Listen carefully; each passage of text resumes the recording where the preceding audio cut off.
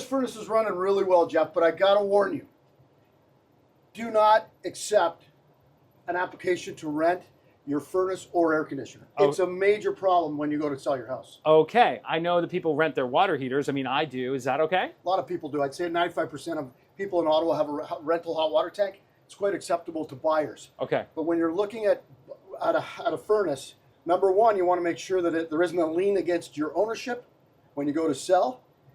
And number two is you're usually paying at the end, you're paying 2 or 3 times more for your furnace. They're very good furnaces that they rent, and it comes with a service plan.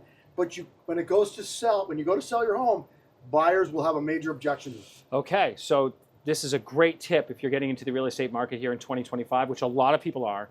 Don't rent the furnace, or AC is part of this as well. That's air conditioner. A lot of service companies will they'll try and soft sell you that we can rent it, rent you a furnace, rent you an air conditioner. I'm telling you, it'll be a disaster on closing. You have to buy them out. That sounds simple, but it isn't simple today because you can't get a hold of the rental company to pay it out, and it becomes an issue on the closing of the home. Okay, so this is a professional tip, literally a pro tip from Greg Hamre about your furnace or air conditioning. Don't rent if you can help it in any way. Please don't. We know Ottawa.